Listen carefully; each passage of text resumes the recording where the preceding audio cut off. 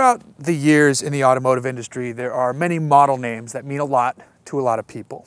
Porsche 911, that name ain't going anywhere. Ford Mustang, we've got a new one. One name that should make sense to a lot of muscle car fans and classic cars in general is the name Impala.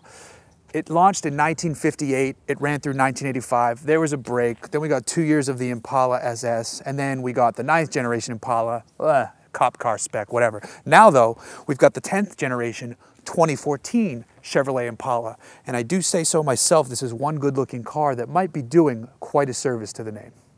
Style-wise, this is a massive leap forward over the car that it replaces. This thing looks pretty good, I gotta say, standing here. Big Chevy badge up front, nicely aggressive lower fascia, good looking headlamps coming around to the side. You've got a really nice wheel design on this model.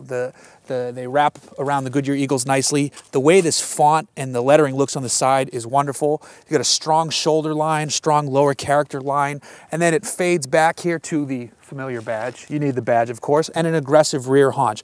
Coming around to the back, I do wish we could pay a little bit more homage to the classic Impala tail lamps, but it's not bad back here. It does fall a little bit flat, a little bit bland, but the spoiler helps pick it up. The side and the front are where you want to look at this car, and I'm impressed. This is a good looking car, and you know, when you think about where it's come from, yes, the early Impalas are amazing. They're legendary. 68 Impala Coupe, one of the best cars ever made in terms of style.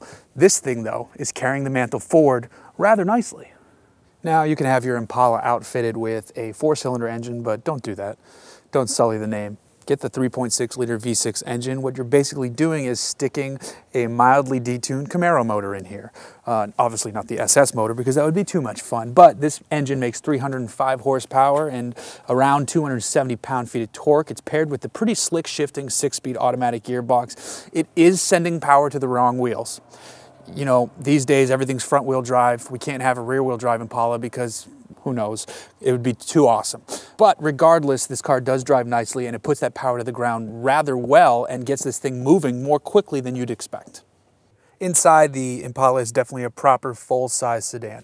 This seat right here is set to my driving position. I'm not short, I'm not skinny, so I shouldn't expect to have a lot of legroom back here, but I do, and that's a great thing. You've got your cup holders, your armrest here. You could definitely get cozy in the back seat of the Impala, but you know, who cares about sitting in the back, to be honest? It's Hooniverse. We like driving cars, so let's go drive this car. I can't get out. We're gonna have to cut around that. Tell me this has child locks. We've got pluses and we've got minuses inside the cabin of the Impala. Some of the major pluses right off the bat are that the seats are pretty comfortable, and on this top trim version we've got heated seats, and it's cold in California. I know it's only 50 degrees out, 45 degrees this morning, and some of you might be calling me a wimp. That's fine. I'll be a wimp with heated seats. I'm good with that. Visibility is great, everything's easy reach, the display is really nice, but here are the minuses. It's laggy. This display is super laggy. When you push a button, eventually something might happen. There we go, it finally caught up. And then also the steering feel, it's numb. There's not a lot of steering feel going on here. And the brakes, I wish there was more bite. You know exactly how much brake bite you're gonna get. It just needs to be way more upon initial pedal application, especially for a larger car like this. I wanna haul in my speed. But another plus is the speed you can generate because, like I said, basically a detuned Camaro motor under the hood, V6 Camaro. So if you push the gas, which we're gonna do when this light turns green, you can go, and this car gets up and goes nicely. I don't know what the 0 to 60 is off the top of my head, and it's probably different for every publication out there because they all do it differently, but it doesn't matter because here on the Hooniverse 0 to 60 butt graph, we'll figure that out in 1 second. Here, let's line this up.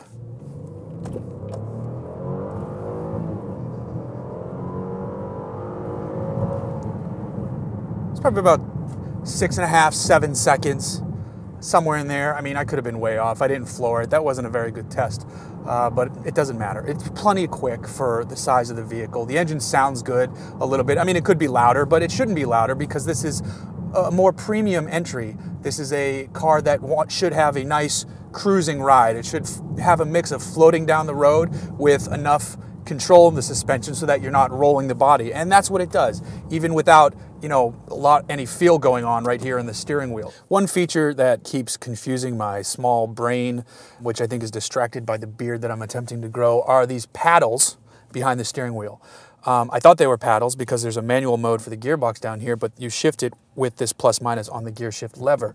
What these do is control the audio. So you can do your track up and down on the left side, and you can do your volume up and down on the right side. My problem is I like to play the steering wheel drums, and I keep hitting the track button and I keep changing the song in the middle of my drum solo, and I'm barely touching it. It's a very sensitive button, so I've had to move my steering wheel drums to the top, but nobody plays at the top. You play right here in the back. It's a minor quibble, but it's something I have to bring up.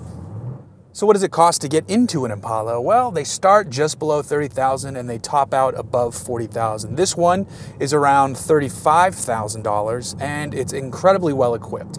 It's got all great features. The audio sounds great. You know, I like to blast my music a little bit. If we didn't have to have sound on, I could be playing Flight of the Conchords, but we can't do that because I can't get the licensing for that. It's probably extremely expensive.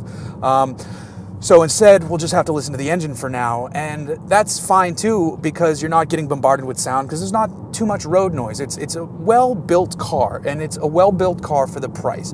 Pay a little bit more, step up into the world of Cadillac, but if you don't want to, you're not compromising by getting the Impala, and that's important these days. So what you're getting here is some value for money, and in these times, you know, that means a lot to a lot of people. Don't skewer me because I compared this car to the '68 Impala Sport Coupe earlier. I know that's treading on sacred ground for some people, but the reason I do make that connection is because I want to explain why I believe General Motors is finally building good cars across its entire lineup. Now the company can make good small cars, which is a huge leap forward for the automaker. The Sonic and the Spark are interesting and compelling and have something to offer. They're making world-class sports cars. The Stingray is ready to take on the world, and when the Z28 version of the Camaro comes to be, that'll be a huge hit with enthusiasts across the planet. Now, with the Impala, they're also building a good full-size sedan. It's important because that means from end to end, General Motors has something in their lineup for everybody, and that is a huge move for a company as big as GM, and to be where they are now from where they came from just a few years ago is a massive leap forward, and the Impala is proof of that.